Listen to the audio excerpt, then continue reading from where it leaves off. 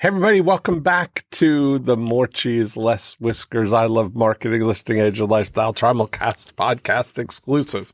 And if you were tuned in some undisclosed amount of time ago, this is the end of April as we're recording this. Who knows when you're listening to it right now. But if you are, this may be the first one that you're seeing. And if you didn't see the Jesse Desjardins episode, we'll have a link to that. You can go back and watch the whole thing. One of the things that we talked about was the VCR formula for vision plus capability multiplied by reach. We went into depth on how that all works out. And Jesse has been applying the VCR formula to an amazing project in Saudi Arabia at Neom. So that's everybody caught up. This is, we're kind of getting right into it because I'm expecting that you've watched the first one. So go right in. We're going to talk about and break it down now.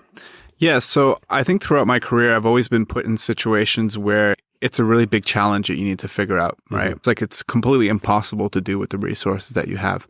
And I think one thing I've learned from you is this whole, like, as soon as you're asking yourself, how do I do this? The how has nothing but problems attached to it, right? So I was faced with a pretty big challenge when I started work at Neom. So I work in the tourism sector, and the challenge is marketing a very complex destination, right? Mm-hmm. There's nothing more complex than a country brand or a region brand because there's so many different parts. Especially that nobody's ever seen. 100%, right? So there's no precedent. Yeah. World. Yeah. And nobody's even laid eyes on. Correct. A whole region of Saudi Arabia. Yeah. Correct. And there's a lot of like renders that have been put out and people have their perceptions and whether it's positive or negative sort of thing. There's already stuff out there sort of thing. But how do you market a destination that's not open yet to the world, that no one has really ever been to, that people can't really kind of comprehend sort of thing? So I was sitting around the office one day and like looking at the walls, and we have a lot of photography around the office, and there's like big, beautiful kind of empty landscapes. And I was looking at these photos. I'm like, I don't know if this really kind of does the trick, right? It doesn't really give a sense for what it's like to explore here. So I started writing down, okay, there's kind of three big challenges we had at the time. So one, there's a lot of people that doubted this project was even real, right? Oh, that's too crazy. It'll never happen. So you just have to read Reddit and all the commentary. I live there every day. So it's like, I see it is actually real. It's actually kind of happening. So that's kind of problem number one, make it real. The second problem was, how do we turn that skepticism into curiosity, right? It's very hard to convince someone completely, but you can make them a little bit curious by showing them, by making it real, right? And then the third was to start showing the world what it would be like to explore Neom. Neom is interesting in the fact that it's only 5% of it is going to be developed. These projects that most people have seen by now, The Line, Trojena, Oxagon, and Sindela. But the 95% of it, the nature reserve, is honestly some of the best I've ever seen in the world. Now, I have a good camera at home. I'm a decent photographer. I'm not a great photographer, right? Sort of thing. So I started kind of writing down, okay, well, I can go out and I can take photos of these things. I can get my friends. I was like, as soon as I started thinking like that, it was like game over. I'm like, this is way too complex for me to kind of do. I have my regular job I need to do. So I started asking myself, who can help me address these three problems? Who is like literally the best platform in the world that knows exactly how to tackle this problem? And for me, that was Unsplash. Unsplash, for those who don't know, is the largest community of free photography online. They have more distribution than Getty, than iStock, and that Adobe Stock combined. I think they just had I think it's like 5 billion photos they just announced on there. So they have over 300,000 photographers who contribute to Unsplash, who give away their images for free. And then so I started thinking is like, well, the world doesn't know much about Neom, but what if we started working with Unsplash, and what if we got their best photographers on their platform who would know how to tackle these kind of three problems, and who can take the photos and who can help me kind of address these problems. So we reached out to them and we started working together. So the project was about bringing 14 of their top photographers come down. And it was because there's no one else in the world that would have access to that many amount of photos. So I asked them this very simple question. I said, look at these 1,000 most downloaded photos in travel and help me write the brief. What is it about these 1,000 photos? Like, what is the style that they're shot in? And they came back a couple of days later and go, we've never actually seen this before. We've never actually talked about this, but there's actually 4 different distinct styles. Small person, big landscape. So we really get a sense for how big the place is. And as soon as I heard that, I looked around the office. I'm like, that's the problem. There's no people. There's no people. Sense of scale, right? I couldn't identify the problem until I actually heard that, right? And it made absolute sense. People want to understand how big a place is. They want to understand the scale of it, sort of thing. So that was like insight number 1. So it was really powerful. Insight number 2 was from behind. So as if you're like walking down the trail, you're like following something, right? And the third was over the shoulder, like you're being guided for something. And that made a lot of sense to me because all the tourism research that I had read in the past 15 years I've worked in destination marketing is always safety and security is the number one thing that people look for. So it made absolute sense that these big empty landscapes, it looks too dangerous if there isn't. But if there's a small person there, or if you're being led by someone else, automatically the safety kind of component is like taken care of. And then the third element was the human element, like touching the landscape. So you can see a hand touching something. And those 4 insights goes completely the opposite of everything I've ever been taught about destination marketing. Everything that destinations spend millions of dollars every single year, because the traditional playbook is very much about a couple holding hands, walking down the beach with a tagline sort of thing, and then different iterations for different markets. But this was like putting the user of the photo as the hero. And that, again, having the right who can help me unlock that insight made, I think, one of the most exciting briefs I've ever read in my career. So that brief, which was like, honestly, you can write it in half of a page. It was so simple. You give that brief to the best people who have the capabilities to execute on that, and that's when kind of magic happens. How would describe the brief? So what would you say? Like, this is what, so for people who aren't familiar with like the agency thing, you're describing the scope of what you want. Yeah. And so how did you describe it? Well, traditionally kind of brands work with creative agencies and, okay, here's the brief, right? Here's the campaign. Here's the product that we're trying to sell. We're trying to get 5% more market share. And then the agency then pitches their idea. This is completely different because we went directly to the source of the people who had the capacity to execute on this very clear vision that we had, which is about how do we start giving these. So the world is clearly talking about Neom. They're clearly taking our marketing and they're making half-an-hour videos on YouTube about it, just simply with the marketing material that we have. So that is already happening. That's already a given. But what if we were able to play in that space? What if we gave them the story to tell, as opposed to just kind of putting out marketing? What if we gave them all the assets? Look, here's the truth. Here's what the rest of the 95% looks like to complete the story. And then Unsplash was like the best position to be able to execute that. But I think what typically happens with the old agency client model is then they'll go off and they'll try to find the best idea as opposed to going directly to the person who knows how to do that, right? Because it'll be many layers of trying to execute something as opposed to just going directly to the source. Yeah. So we went directly to the source, and working with Unsplash, they sent 14 photographers with us, and every 14 of them was able to take that brief and execute it in their own brilliant way. So for example, Adam Pretty is one of the top sports photographers in the world. And the guy had just come off of World Cup. And he came to the destination. He was able to put that small person, big landscape, but with a lot of movement. And I'd never seen that before. And it was like really exciting because he was able to then take that brief and kind of tweak it slightly to make it even better. Action into a still photography. Correct. Yeah. So we had Joshua Earl, who's like a graphic designer. He wasn't even a full-time photographer, but graphic designer in London, but all his photos have like that layout in mind, right? He's able to know exactly kind of where, okay, I'm going to put a lot of empty space here because that's where people are going to put the text and everything like that. So we did an expedition. We did 3 expeditions over 4 weeks. We did a focus on the desert and the coast. We did 1 week out in the water, and then we did 1 week in the nature reserve, and 14 people in total. But they took the vision and were able to execute it so brilliantly that it just kind of catapulted our understanding of the story like so much further. So to me, that's kind of like a really great example of we had this vision, who had the capacity and the capabilities to execute on that vision, and these photographers did. Yeah. And then they brought not only do they have the capability, but they also had the vision to know how their capability applies to this situation. Yes, yeah, of course, yeah. And then through the reach, like reach on our own social channels, and then through the reach on Unsplash, it's the perfect channel. Right? It's not just, they have 18,000 APIs who call on Unsplash. If you are using any kind of free photography online, it is most likely coming from Unsplash. So this is like the perfect channel kind of for us to be playing in to start changing some of that conversation. I just had a really insight in the discussion about it because, I talked about everybody has some combination of those things, of their own vision assets, their capability assets, and their reach assets. And there's a difference between, I think it's, one's higher than the other kind of thing. You can have a world-class photographer with huge capability, really able to take great photos technically. Yeah. But if you pair that capability, there's a lot of people who have that, but to have that capability and the vision to know what to interpret that brief through their capability. Like you said, the sports guy created a completely different outcome than the layout guy, right? Totally. So you bring in that vision and the capability. Yeah. But none of these guys, it's the same. They don't, and some of them, I guess, have reach in terms of their own personal social media followers, of course, and stuff. But not, you're going to multiply that output through the fire hose of marketing money that's going to be applied to getting that story out into the world there. And I thought how when you lean on the vision and the capability, like those two strengths, you get a better outcome on the thing, but sometimes it doesn't matter. Like I think about Prime. The energy drink that Logan Paul and KSI, that's a perfect VCR formula thing, by the way. Those guys had a vision. Let's do an energy drink.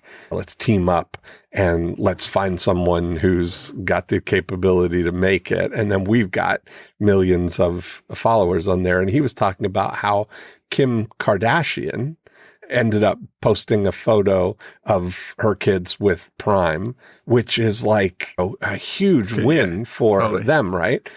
But you realize that the multiplier of Kim Kardashian's reach, it doesn't have to be an amazing photograph. Yeah. Right? Like 100%. You think about if you've got the capability, it could be any photo, it could be a grainy photo as long as the Prime logo is there.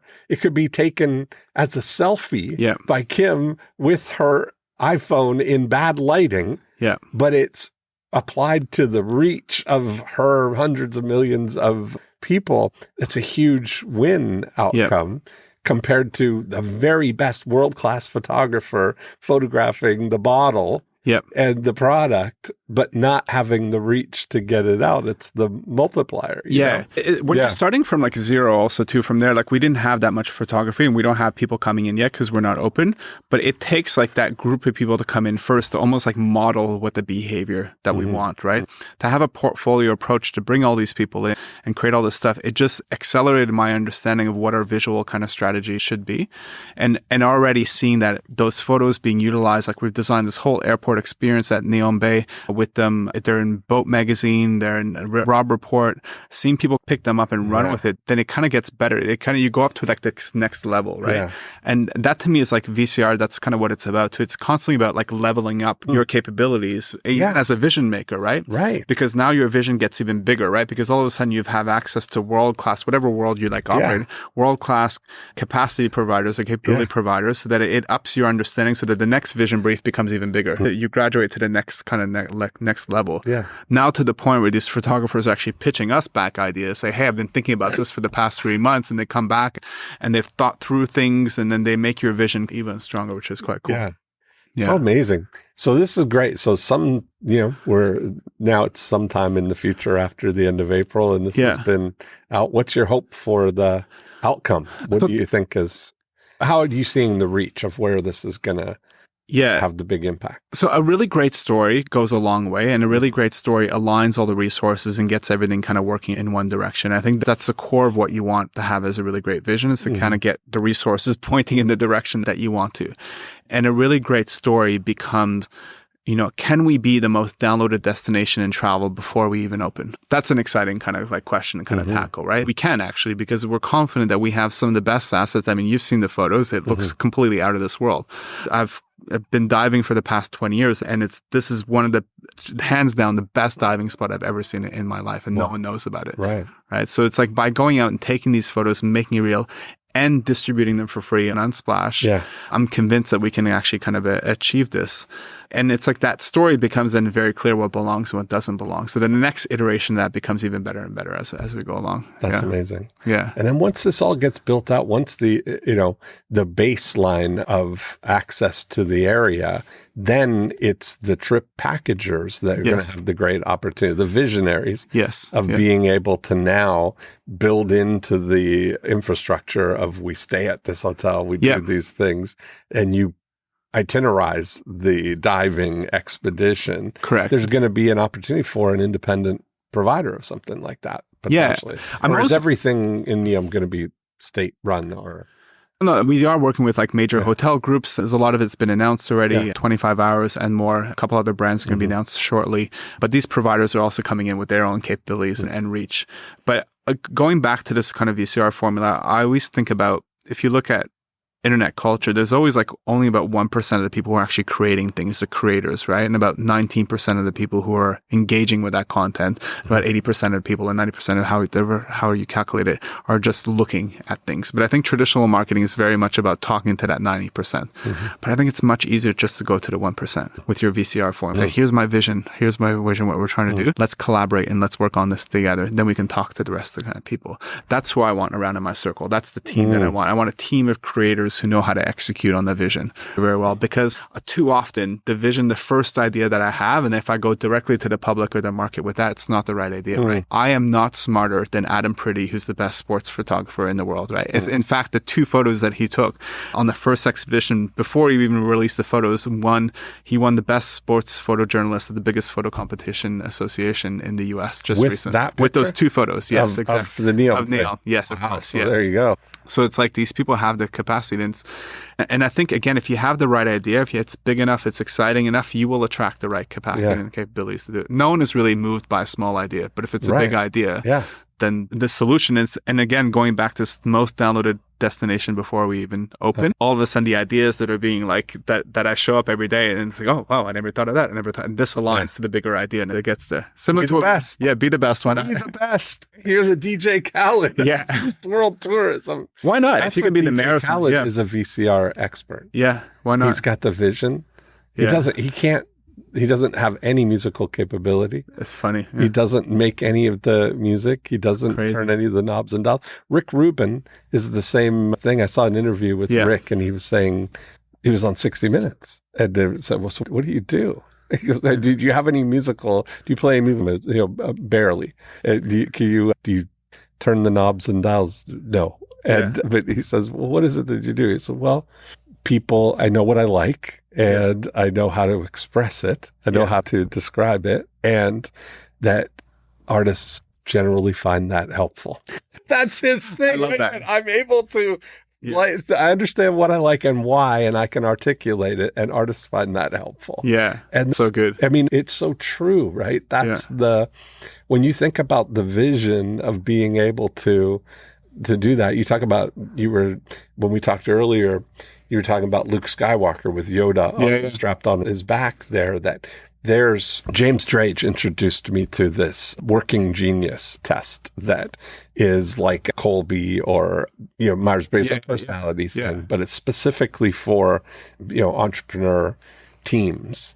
And it spells out the word widget. Okay. Now there's 6 elements of it. And so there's W is wonder, meaning you've got a strength to see how something could be improved. You look at it and say, how can we make this better? Or how can we improve on this? Then I is invention, where you're looking at, let's create something new. What's new here? D is discernment, which is what you're talking about. Discernment is the ability to look at something and know that's the idea. That's what we should be doing. Yeah. G is for galvanizing, meaning gathering all of the resources and the people together. E is for enablement, meaning someone who can rally the troops and keep everybody, support them on what they need to make sure that they're able to do what they need to do. Yeah. And T is tenacity, for someone who's a follow through that dots all the I's, crosses all the T's, make sure drives things to completion, right? And a successful high powered team needs all of those things. Not everybody has all of those. True. So they generally find that you've got 2 areas of genius that you're strength at, and you've got 2 areas that drive you crazy. That if you had to do those, you're going to be, it's insane. So for me, mine are discernment and invention are my top 2. And so it's absolutely true, because I think about it that, I've really discovered, I've got AD, and I know my flavor of AD is really not the hyper element of it, but the executive function misfunction, and I realized that the best situations, the best outcomes that I've had have been when somebody straps me on their back and I'm pointing the way and says, do this, Yes. this is what we need to do. Yeah. Because I can invent what we need to do and have the discernment to see that's the right path. So somebody with legs who can run I'm good to strap on their back and create a great outcome. And so having that awareness and realizing it. 100%. Like I always say, I would rather be the stage than be the story. Like for me, like to put these expeditions together, to organize it all, to partner up with it, that's my capability. Like I know how to put that together, but then to have these other creators come on and perform on that stage is kind of like where I want to play. But I think when you can set that stage and you have different iterations of your idea and your vision come together, it just reinforces that idea like so much more, and it just gets better and better. And the creativity that came out of that expedition for 4 weeks just completely blew my mind. We had someone from our media production team come, and they made this comment around like, I can't believe you guys are getting all this achieved with like such a small team. Typically, this is like what a massive production would do. You need catering trucks, you need to have this, you need to have that. And it's like we kind of would do it with like 3 or 4 photographers at a time. But I think, again, if you have the right people who can execute on that vision, you don't need to be big. You don't need to, like you look at like movies and stuff like you can produce similar results now with this very small team. That's what I love about the Blumhouse. What's that? Jason Blum. He's great. Blumhouse Studios. Yeah, cool. They do like Paranormal Activity and Purge and, all these low budget, their model is that they spend $4.5 million on a movie. They do a 28-day shoot, all local, very few talking parts, limited locations, no special effects, no things, all like suspense driven psychological thriller type of movies. And they test, and then they only release the ones that show that they're going to do $50 million potential, $50 million box office. And if they do that, that's the formula that they did. Like Get Out was one of their big hits, and Split. All these ones that, Get Out did, $185 million, but it was a $5 million, $4.5 million movie, So working with the people who have the capacity and the capability to execute on your vision could help propel you to the next level, like in a way that, like, for example, Annie Spratt, who is, I think, kind of the head curator for Unsplash. She's literally the person who approves all the images that are on Unsplash. On her own personal account, she has 16,000 images and almost like 6 billion downloads, something like that, right? Name me a better person in the world who would know how to kind of put together a whole profile to put all that together. She's the one. Yeah, she's the one. That's it. Yeah. And I think most people are very, if you're approaching people from the receiving dock in a way, they're very open to talking.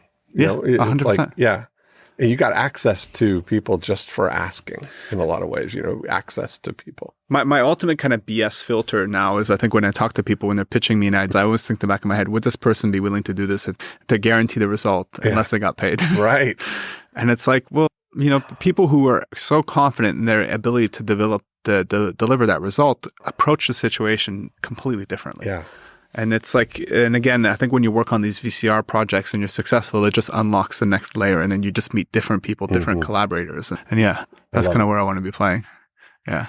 I love it. Well, that was worth tuning in for the update. Hopefully you enjoyed that. Yeah. And I can't wait to see all these field reports of the VCR field reports of people, taking out these collaborations. People should submit them in. Submit your VCR collaboration. I think that's great. Like, I think that there's almost like a matching board that you could, put up your vision capability and reach assets and be able to mix and match them for what you're looking for. Yeah. We're also like, we only have limited capacity ourselves. So why not be able to allocate those limited resources towards the best we're going to be able to get the best results. So I love it. Yeah. Hugely exciting, Dean. Always fun. Yeah. Well, we'll see you another 6 years. We'll get another episode update. Thanks, Jesse. You. Bye. Bye.